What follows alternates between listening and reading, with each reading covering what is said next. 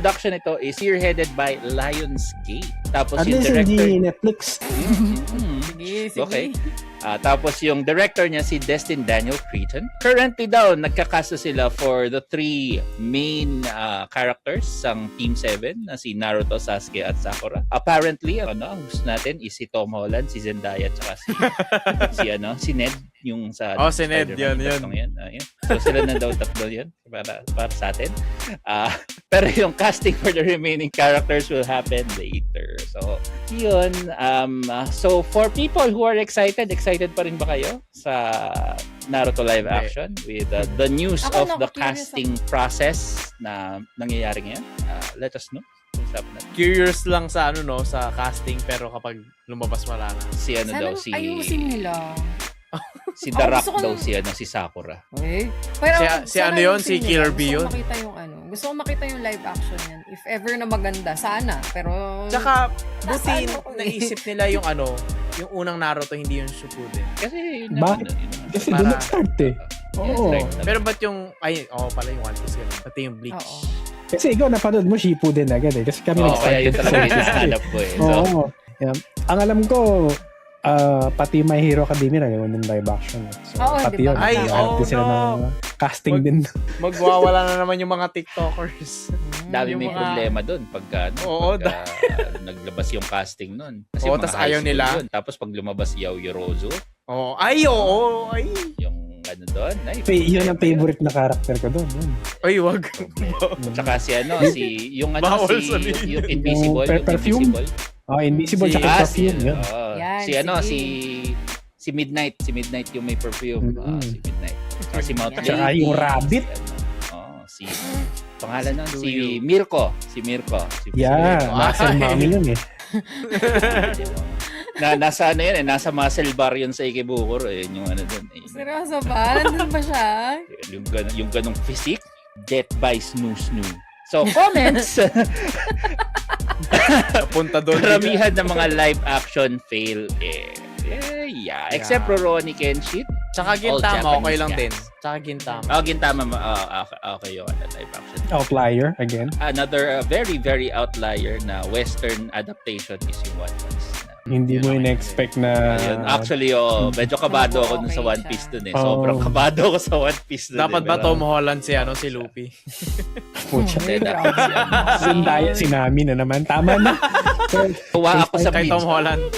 Tuwa ako sa Bleach. Na live action? Bitin lang siya. Sobrang bitin lang siya. Kasi parang yung feeling ko sa kanya, hindi niya in-expect na maganda yung reception sa kanya. So, tinapos niya na kagad.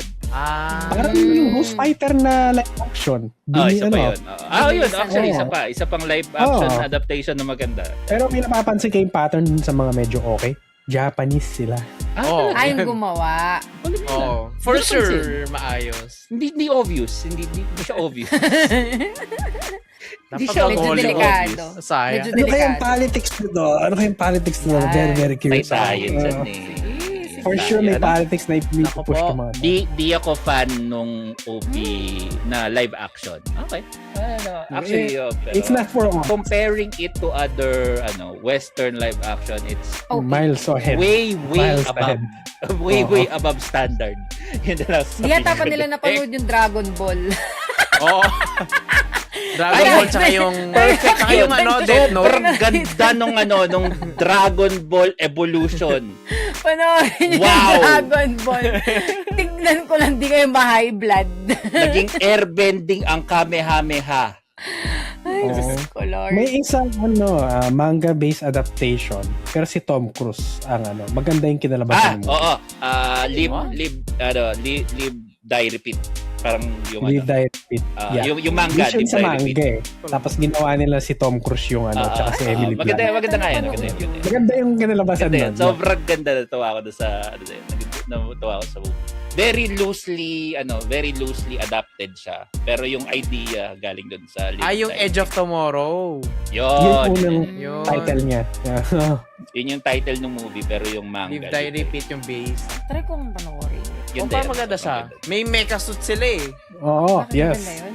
And that's all our topics for today's podcast. So, kung meron po kayong topic suggestions, ayan, tulad ng mga poke sighting, ayan, poke exciting, please feel free to leave us a comment sa mga content na makikita nyo kami or mag-send po kayo sa aming website, which is ang pinoygamer.ph. Ayan. And shout out po sa mga sumusunod. Yun, shoutout sa mga nag-chat. Si The Duke, si The Kuma March, si The Ken Puccino, and DMN Girl. Then sa recent na mga followers natin, si Hey Shu, si Duke again, si Mushroomiton, and then si Anton VC23, tsaka si Jace. Yun, salamat po. Ayan, Vinster Bro, sa mga nandun pala, nag-visit sa aking Facebook Live. Hello po sa inyo. Maraming salamat. Oh, si Tox. Salamat sa mga nag-poke sighting sa kanyang Facebook page. Ayun. Maraming salamat po. So, kung gusto niyo po kaming supportahan, you can follow, like, comment, subscribe. Depende po sa platform. Just search for Pinoy Gamer or pinoygamer.ph. Or, yun nga, of course, check our website. Yung pinaka-importante, marami kayong makikitang updates dyan, which is ang pinoygamer.ph.